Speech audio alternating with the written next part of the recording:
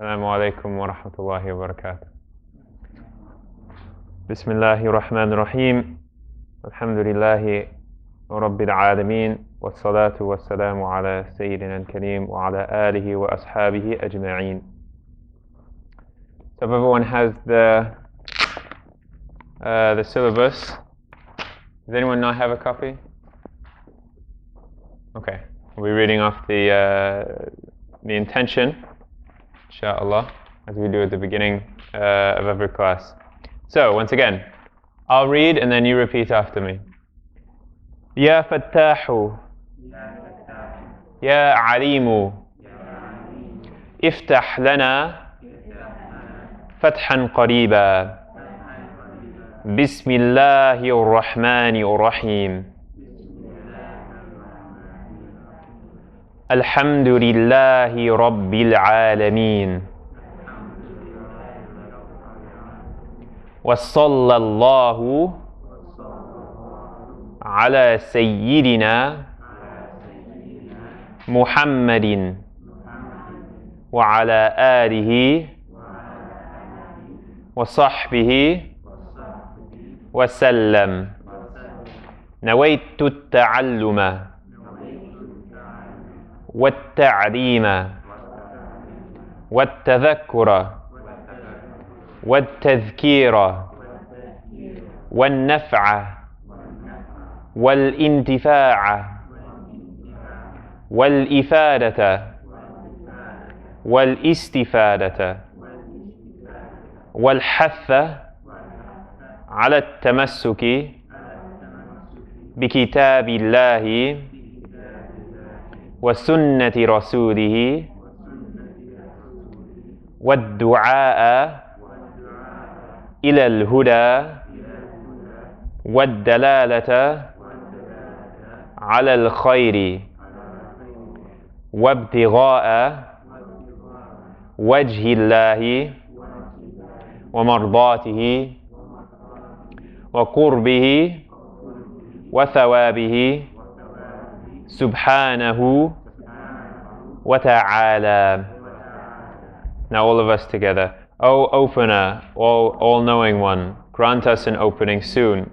In the name of Allah, the All-Merciful, the Compassionate, praise be to Allah, Lord of the worlds, and blessings and peace upon our Master Muhammad, his family, and his companions.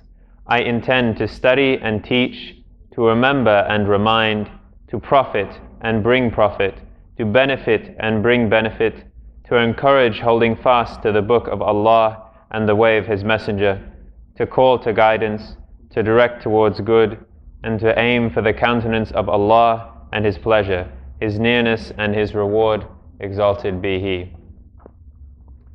So before we get into any new stuff, a bit of a review from the stuff we went over last week, putting some things together. After sitting with you individually, I just wanted to go through some of these again to make sure we're on the same page.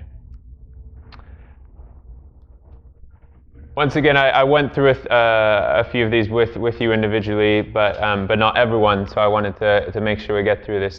This one is an important one right here, because this has a not only the consonants, the letters written out, but it also has a short vowel here too. Actually, you know what? Let's take this last one. I didn't go over this last one with a lot of people. So first, if you're having trouble, then think about breaking it down, breaking every word you see down into parts, and thinking in steps. And also, breaking each part into something that you can deal with. And so, right now, we might be at the stage where we know how to deal with every different symbol on its own, but not putting it all together. So let's look at every symbol individually. This word consists of 3 letters. 3 letters here. So there are divisions. I'll use a different color. The divisions of the letters are right here. We have a tooth for one letter, another tooth for another letter, and then the final letter. So what's the first letter? Ta. Right. It has two dots that have been connected.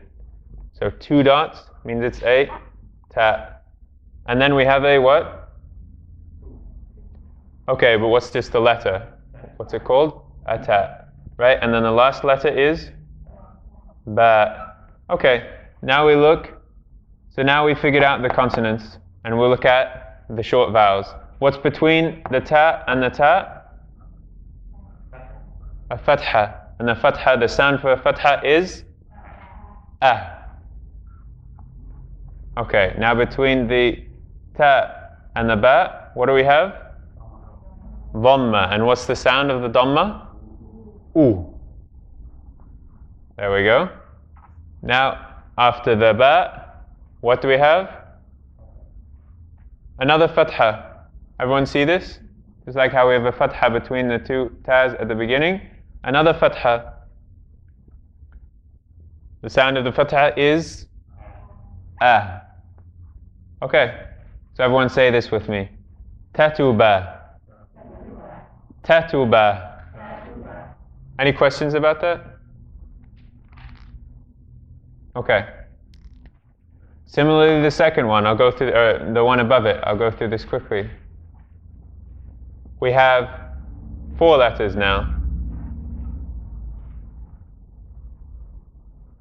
First one is a tha. And we have a ta. Now an alif. And then a ba. And in between the tha and the ta is a kasra, which makes the sound I. So everyone say with me, thitab. Thitab.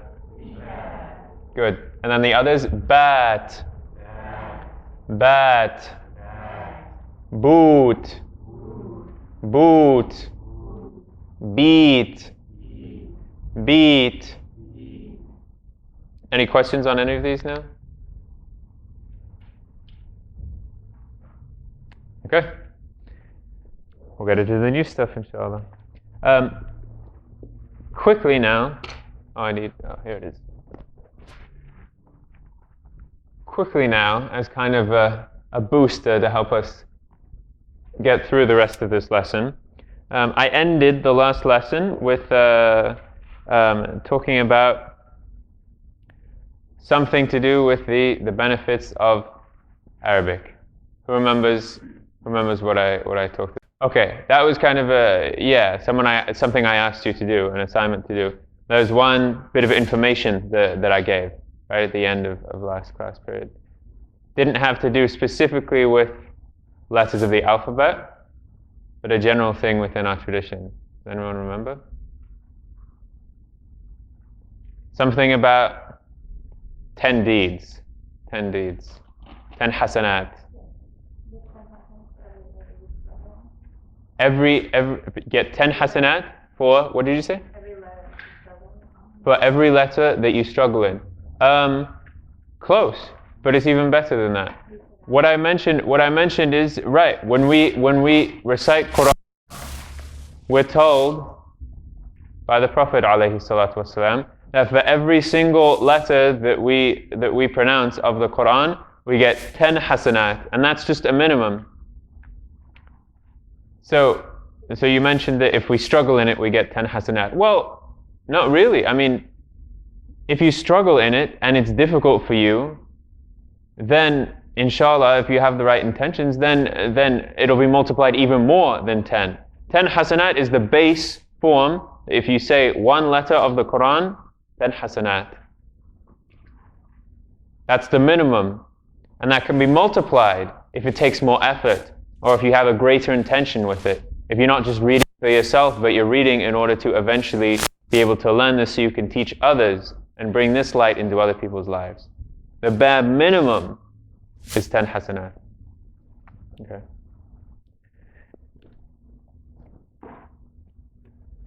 So we have 3 new letters to cover, inshallah, today. And then some extra things to say about some letters that we've already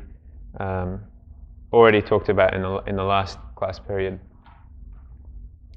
So I'll make my chart now. Bismillahir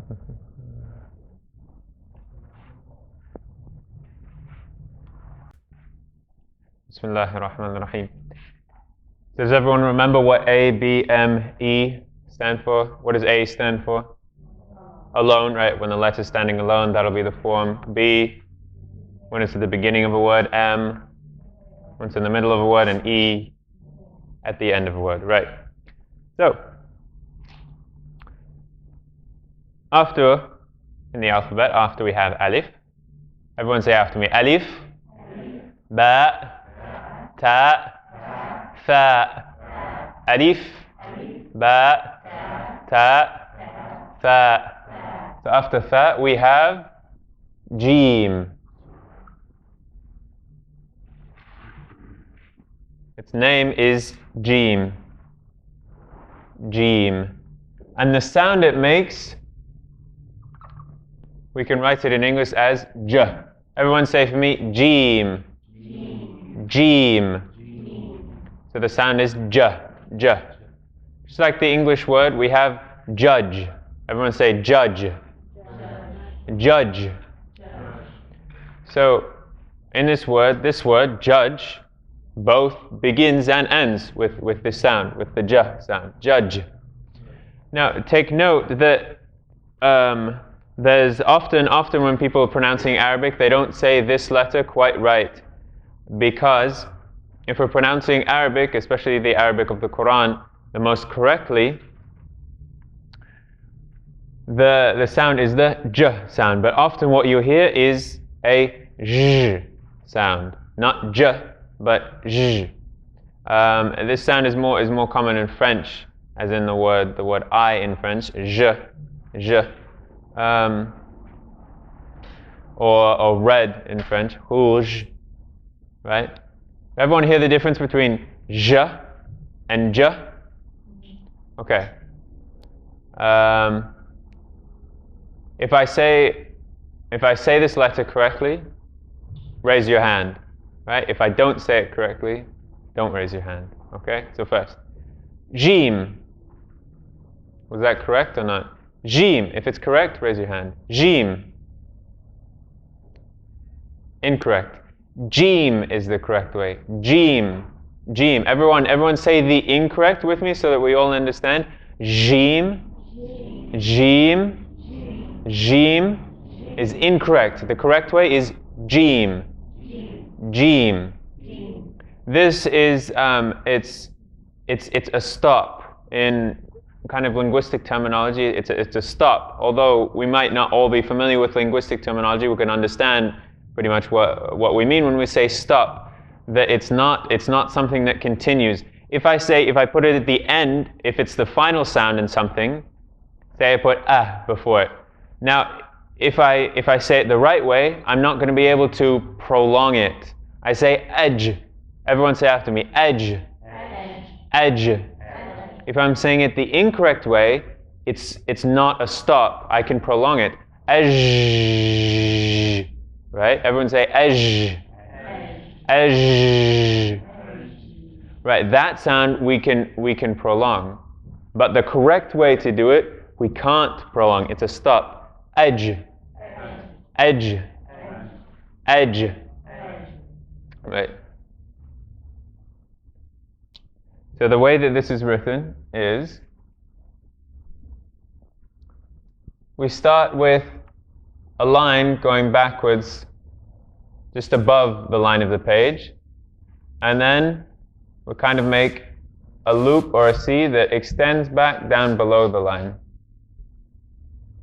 And everyone make sure you're looking. The final part, dot below the line.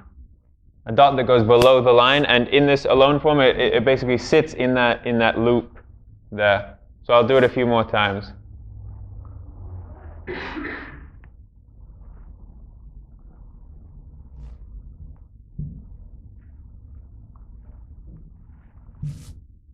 This is the Jiim. Now, what happens when it's at the beginning is that this tail that goes below the line, we lose that tail when we're beginning a word. We lose that tail and we just continue on to the next letter. So everyone watch. I start above the line a bit, and it's a little more curvy going up, and then we have a point.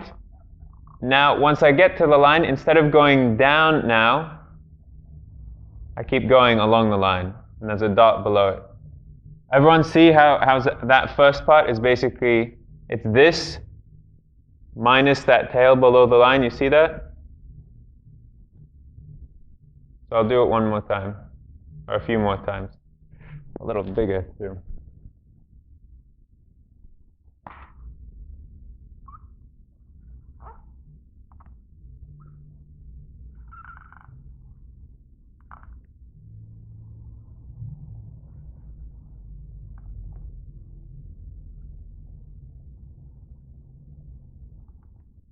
It almost looks like the head of a bird too, in that it's kind of curved at the top and has a beak. Everyone see that too?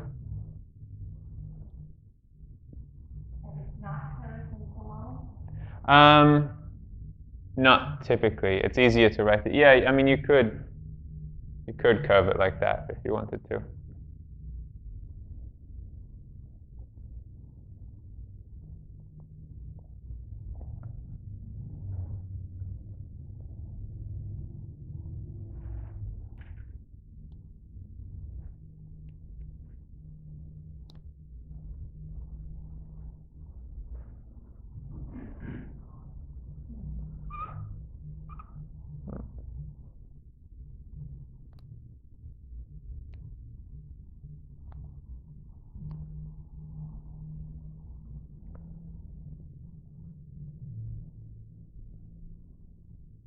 Now, if it's in the middle of a word, we just come to the beginning position, basically. So we're coming from another letter, So now we make this curve up, but now we have to go backwards and make that point there, and then go on. I'll do that again, a little bigger.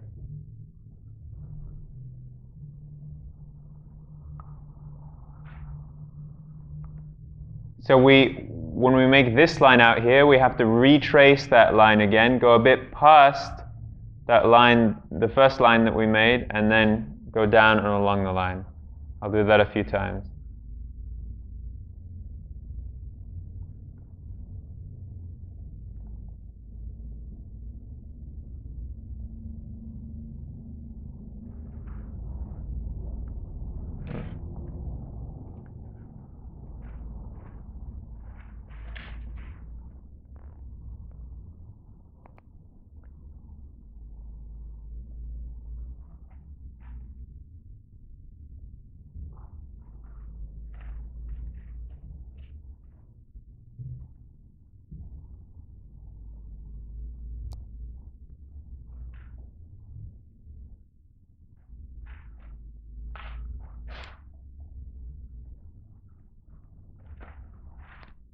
And finally, if it's at the end of a word, we give it its tail. So we're coming into it. We retrace, go back. Now, instead of going on to the rest of the line to another letter, now instead we go below the line and give it a tail, or a loop under.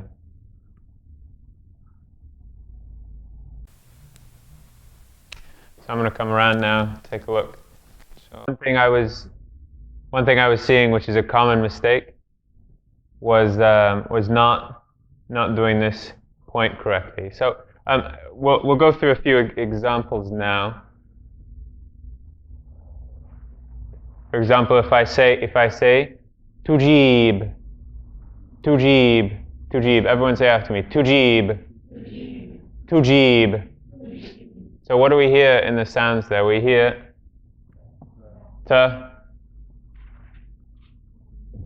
tujib. Then after the ta, we hear a vowel there. Tujib. Is that vowel a long or a short vowel?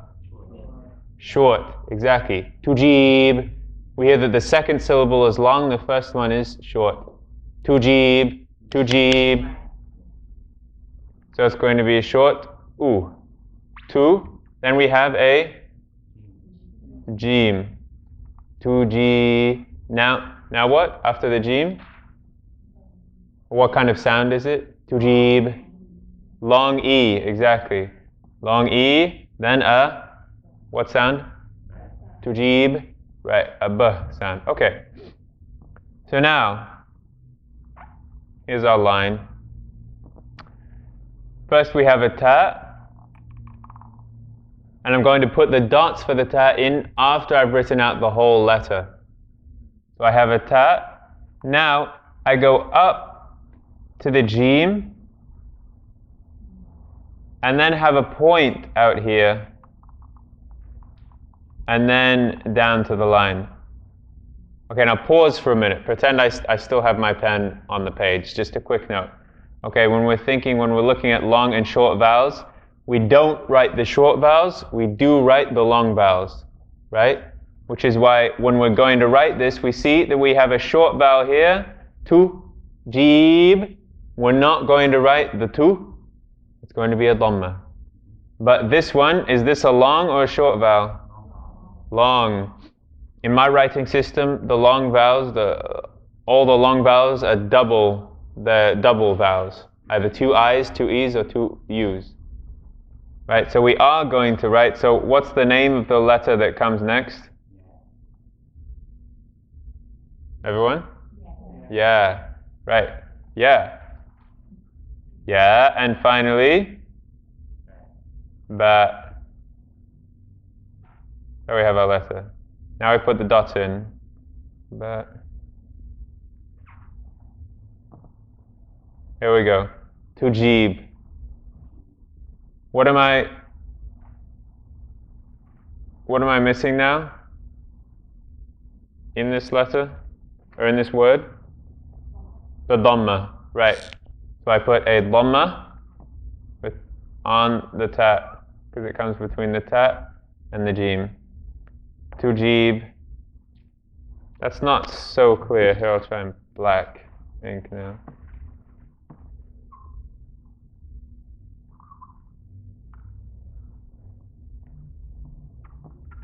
There we go. Okay, so everyone say with me. Tujib. Tujib. So I want to make sure that I have this point right here. This point right here. I go up to the Jiim and then trace that back. Up to the Jiim. Trace that line back. Then I come out to a point and then go on down to the line and go on. It's not that I'm coming into that point like this. This is the wrong way. You need to have that point that extends past the line that we trace back on. For both at the beginning, right here, or sorry, not the beginning, the middle, right here, and the end, right there. We have those points. Okay? Any questions about the Jiim? Jiim, it can connect from both sides. Right. Every letter in the Arabic alphabet connects to what comes before it, or can connect to what comes before it, but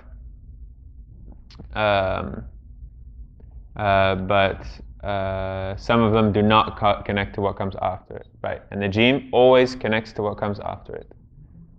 If there's a letter coming after it. Right.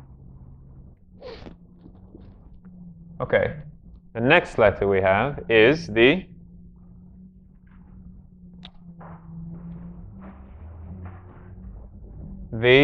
ha. Okay, now I'm not going to ask you to pronounce this right after me directly because we have a bit of explaining to do. The way we write this is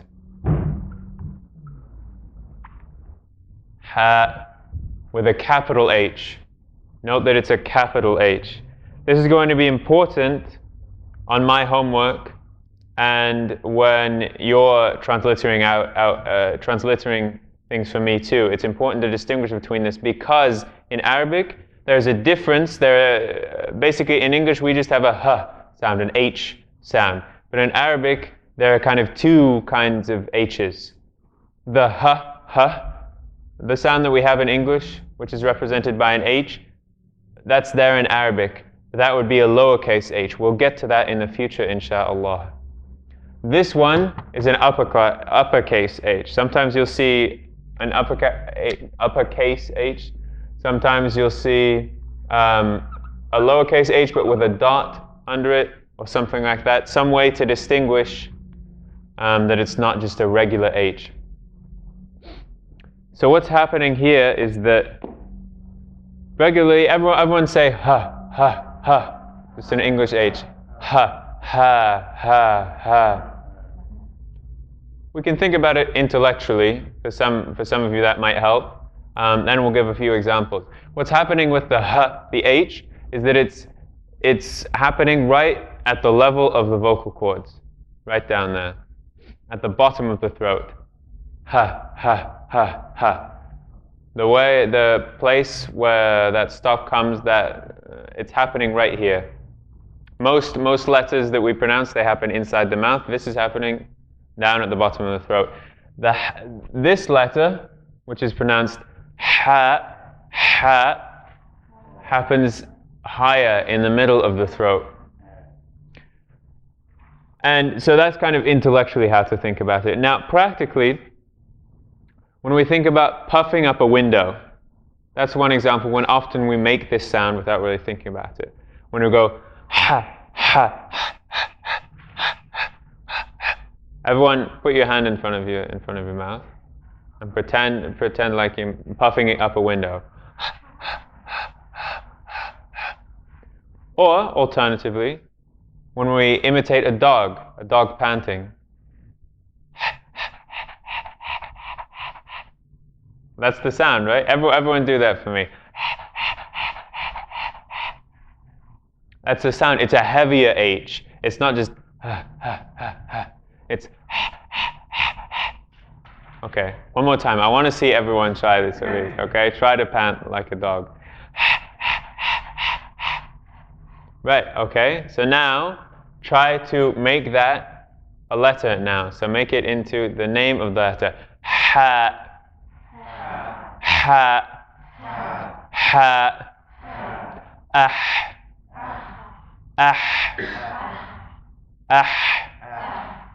Good. Right. So now listen to the difference. The first one I say first, just regular English H. Just listen to it for now. Just listen. The second one is the heavier H.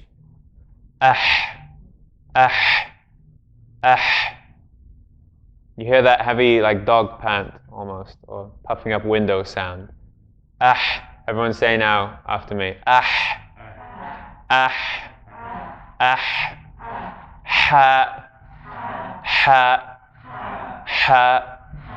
And this is a very common letter too, and a lot of people don't know how to pronounce it properly.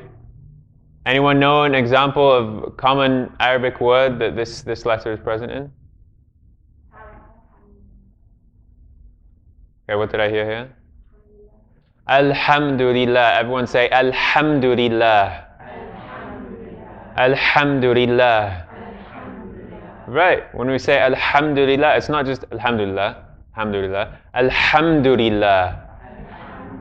Right. It takes a bit more effort. It takes more effort in order to praise Allah as He ought to be praised. One more time. Alhamdulillah. Right. La ilaha illallah. Then what? What? Muhammadun Rasulullah. Muhammad. Same, his name. If we're going to say his name properly, peace and prayers be upon him, then his name has a ha in it as well. Everyone say Muhammad. Muhammad. Right? Muhammad. Hamad. Similarly, from the same root, I mean, this is all from the same word. Alhamdulillah, Muhammad. You see, it's ha, and da, all the same meanings. Literally, Muhammad, the one who is most praised. The one who is most praised. Alhamdu is praise. And Ahmed, everyone try to say that. Ahmed. Ahmed. Similarly, the most praised.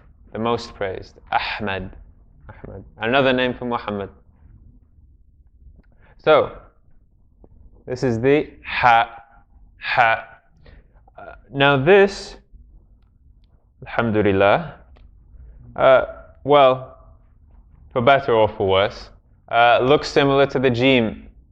For the Jiim, we had one dot below the line. For the ha, it's exactly the same, except no dots. This is the ha. I'll write it a few times. Ha. There we go. Ha.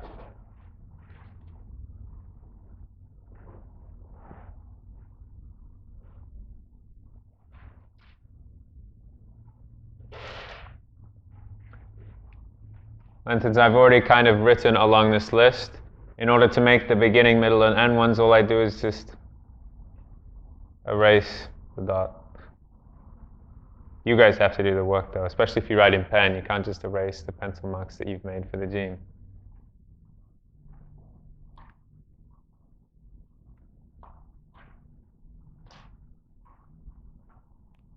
So it'll take a minute to write that out.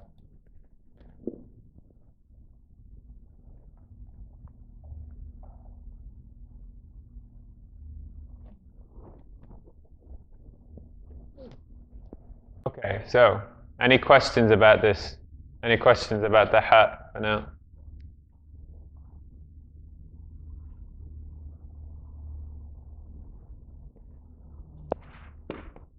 Okay, we'll give one example.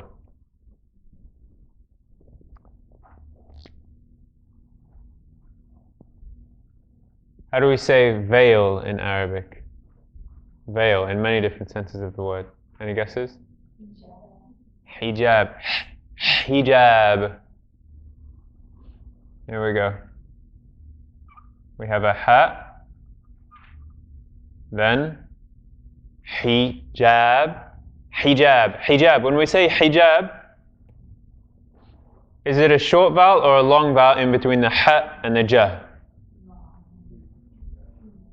Hijab. Hijab. Right? We feel.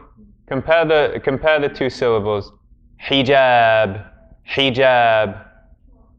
Short, long. Short, long. Alternatively, we can try tapping it out. That's another method to figure out if it's a long or a short vowel. Hijab. Right? The second vowel is 2 beats. The first one is 1 beat. Hijab. Hijab. Hijab. Okay. So, we're not going to write the E that comes in between the ha and the ja. So we go into the Jiim now. Jiim. Hij.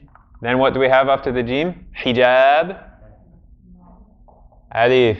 Right, because it's a long one. It's not hijab, but hijab. Hijab. And then finally after the alif, ba.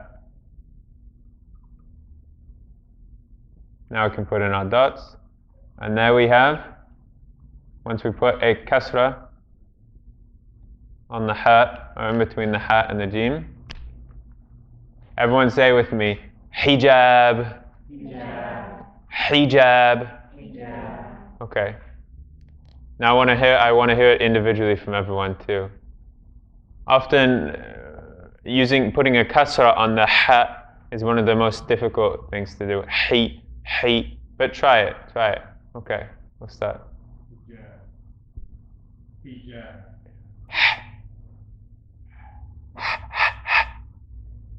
Hijab. Better, good. Hijab. Okay, that's good. Hijab. Hijab. Good.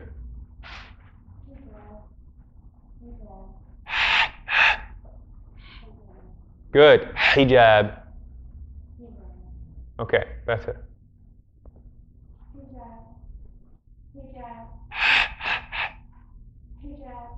Good, better. One more time.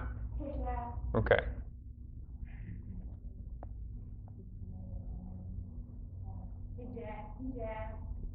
Start doing this first. Hijab. Hijab.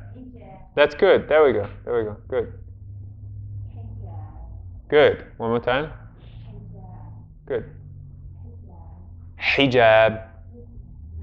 First time was better than the second time. Good. Good. Good. One more time.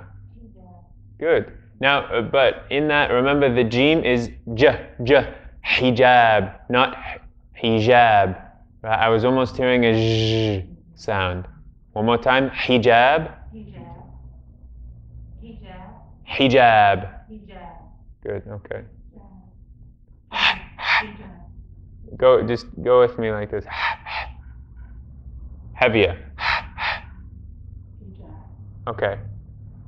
One more time like this, just okay, now go hijab.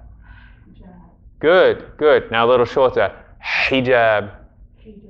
Okay, that's better. Yeah, that's how we work on it. Okay. And then finally, with the final letter here, final letter we'll go over today. Similar kind of thing. It's, well actually, yeah, first the name of the letter. And before we go into this, we have to make a quick note.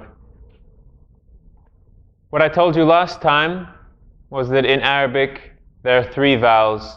What are the vowels? Not their names, but the way that they sound. What are they? A, then what? E and U. A, E, U, as in bat, boot, and beat. Right? So the alif, how does that sound typically? Right. I'm going to write over here. Is that okay? All right. So, the alif. Oh no.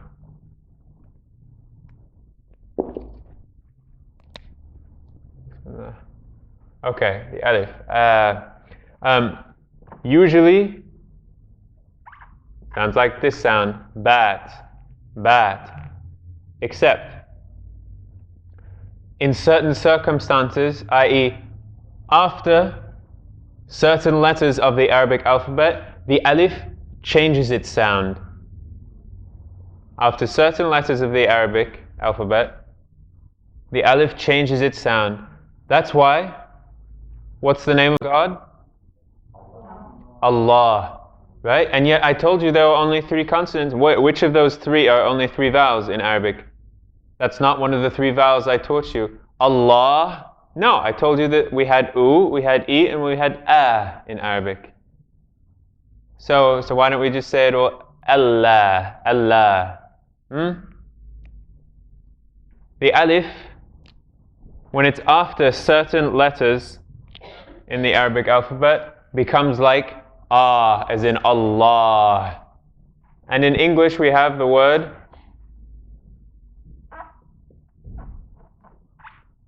Father. Everyone say it with me. Father. Father. Right, that's the sound. Ah, ah. So, typically, the alif is a sound. But after certain letters, the alif changes to ah. What's basically happening is that the is a wider sound. The is kind of farther back in the throat. So on letters that happen, in general, letters that happen with more filling up, well, it's farther back in the mouth. So letters in which the tongue kind of fills up the mouth, and we'll talk a bit more about this as the course goes on. These are the letters that alif is going to go from a to ah. So this one now that we have, this is one of those letters. And there are various kind of ways we can term these letters. One way that I think is a decent way, and you'll often see in English books written on Arabic, is saying that letters in which alif goes to those letters are emphatic letters. Now, emphatic doesn't mean necessarily that it's that these letters are emphasized more, though they are kind of. It's not, but not really that we give them more energy. But this is just a term, because we just think of it that after an emphatic letter, the in alif goes to . So in Arabic, we're going to be talking about how we have non-emphatic letters and emphatic. Another way to think about it is maybe like at least the alif sound could be said to be deep, like deep alif versus frontal alif. That's a deeper sound than . Is closer towards the front of the mouth. Happens deeper back. Everyone say for me, versus Right. So this letter now, both the way that the alif is pronounced after it and the way that this letter is pronounced, they're both kind of new things to learn today. So the letter is Khaa. This sound we don't really have in English. It's a very common letter throughout languages, but often we have to kind of figure out how to produce it anew when we're learning Arabic. The ha happen in the middle of the throat. This happens at the top of the throat, and it's basically what happens when you're trying to remove. Often we make this sound when we're trying to remove something from the throat. We go okay. So everyone make that sound for me. It sounds ugly right now, but just go. Okay. Now put an in front of it. Brother. This means brother in Arabic. Now the letter Khaa.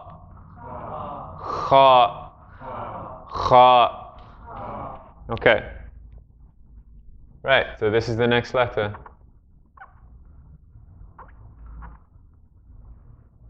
And I'm underlining the KH to show that the KH is all one sound. It's not like a K and then an H put together.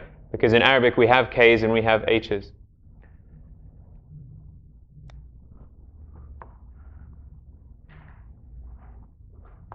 Oops, there we go.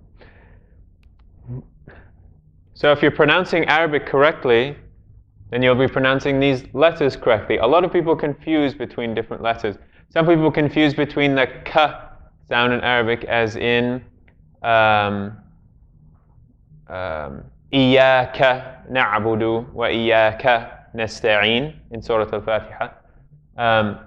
Between the K sound and the Khaa sound.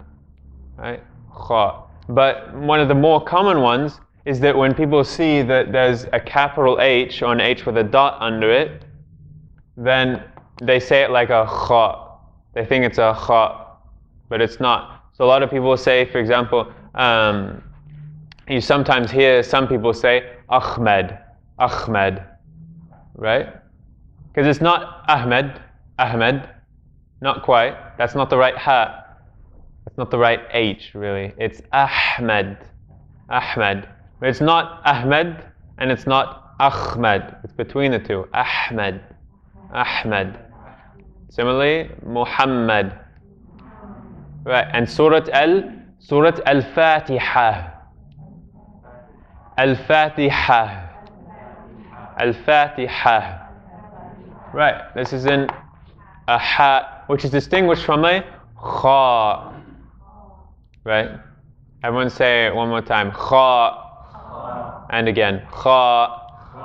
Okay, now this looks just like the other letters, only it has a dot above it.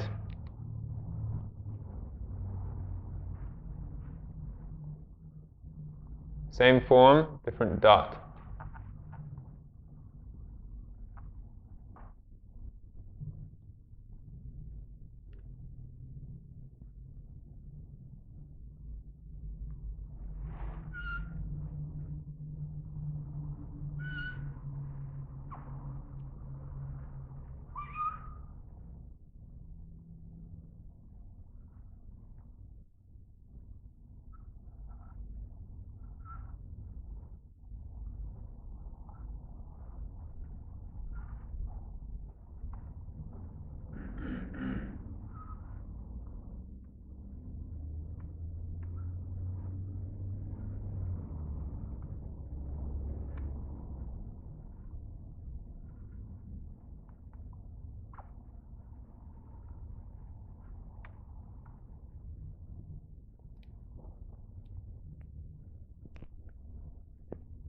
Now there are a few more things that we want to get done before the end of class today. So since this is the same form, just a different dot, I'm going to leave you to fill out your page for now, and we're just going to go through an example and then finish up what we want to say today, inshallah.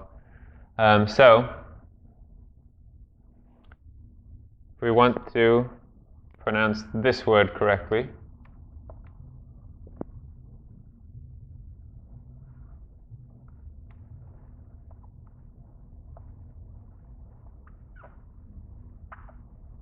okay.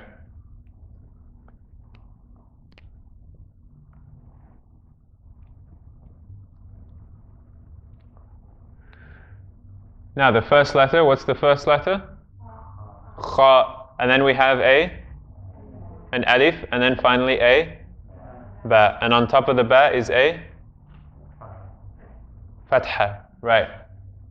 So this is, anyone want to try this for me? Go ahead. Good, good. Everyone say it. Excellent. Everyone say khaba. Khaba. Remember, the alif comes after the kha, so it's not khaba, khaba, khaba. It's khaba. Everyone say again, khaba.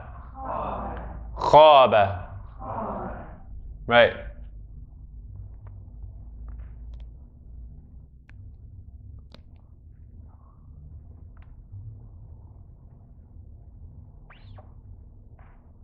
Okay, yeah, that's all we'll do, for example, on that one. But similar, the name, common name. A lot of people have the name Khalid. Khalid. It means everlasting, essentially, literally. It's a common name, but this is an example where the common dialect of Arabic has influenced how we pronounce the classical Arabic. When people have this name, they typically say Khalid, Khalid. But if we were to pronounce it completely correctly, that a actually comes after the kha. So to say it correctly would be Khalid. Everyone say after me, Khalid.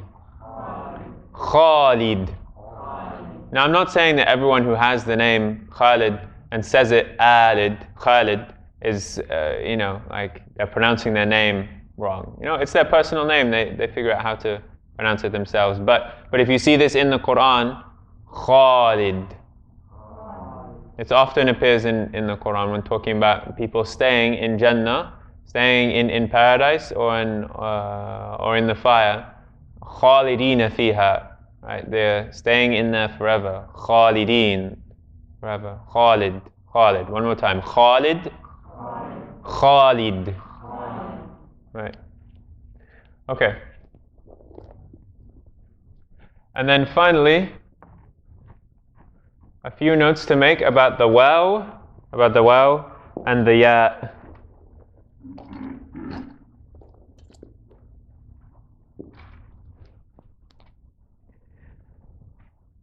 The Waaw and the Ya we talked about last time as being two long vowels, but they actually have other functions as well.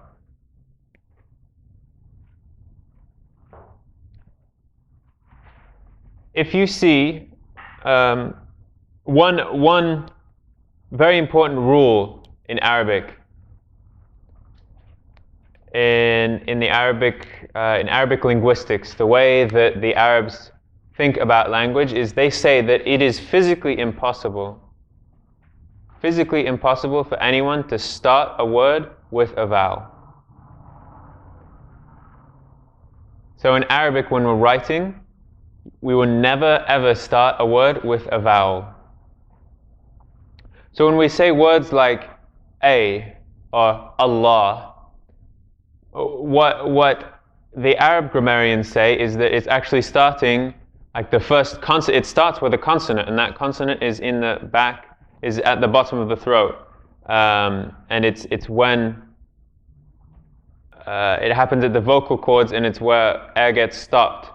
As if when we say uh-oh, you hear there's a little in between those, uh-oh, you hear there's a In Arabic grammar, whenever you hear a word, you think a word is starting with a vowel, they say, no, it's actually starting with this consonant, right? So Allah, that starts here. The first letter is and then we have and then a fatha,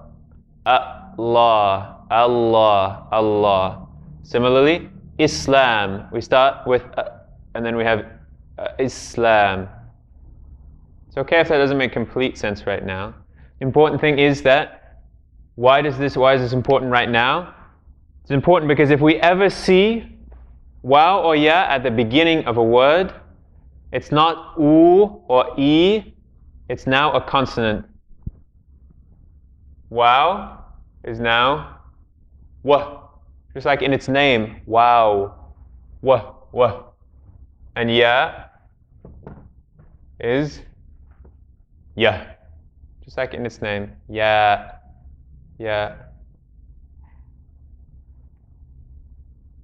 Wa and ya. Everyone say wow again. Wow. And then ya. Exactly. So, for example, when we say something, there are various ways in Arabic to say something is obligatory. It's necessary. One word is wajib. Everyone say for me, wajib. Wajib.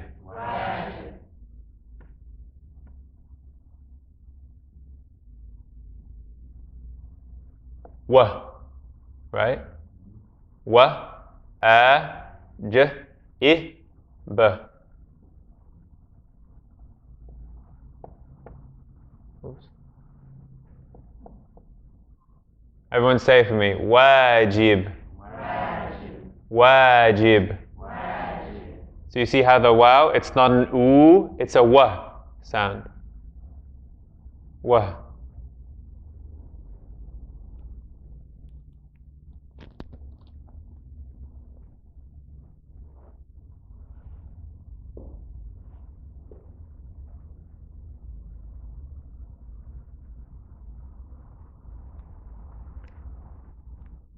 Similarly, the ya,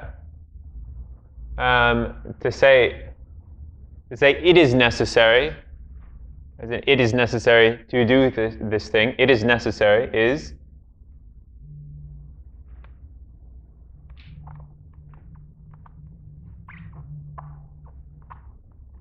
yajib. Everyone say for me, yajib. Yajib. So we have ya, jiim, and ba.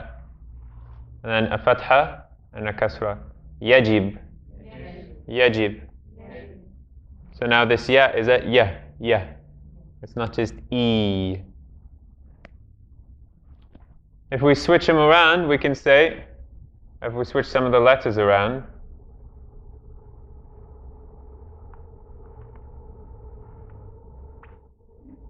now this, we can say is jeeb. Jeeb.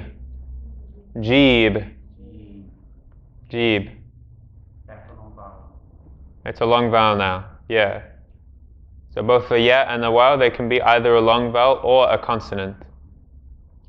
Jeeb. Now, sometimes when it's in the middle or at the end of a word, it won't be a long vowel. It'll be a consonant.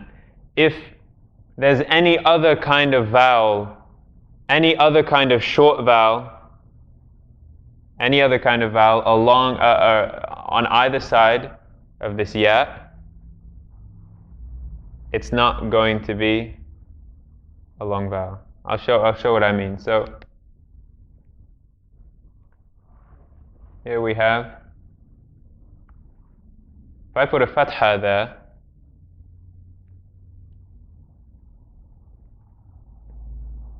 we have jah, and then e and b. So this has to be pronounced jaib, jaib, jaib. So if we have a fatha and then a ya, it's ay. Everyone see that? A, ay, ay. And then fatha followed by a wow is aw. Everyone say for me, aw, aw. And this brings me to the final thing I want to go over today. Last class period we learned how to write the different short vowels. Fatha, Dhamma, Kasra, Kasra. There's also one more symbol that's important to think about when we are writing the vowels, and that is, or at least one. The next important symbol is when there's no vowel. When there's no vowel on that letter, we have to write something special there. And it's called the,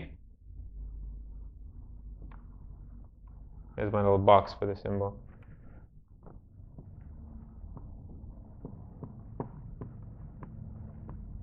It's called Sukuun. Sukuun. Everyone say that for me. Sukuun. Sukuun. So, literally, Sukuun means rest, because we don't have a long vowel on that word that we're saying. Sukuun. And its symbol happens above the line. So if this is the line here, it's just a closed circle, a small circle.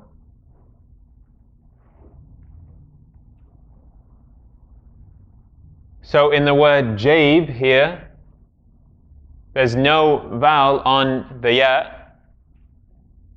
So we put a sukoon there. We say jaib, jaib. Everyone say it with me, jaib, jaib. Similarly,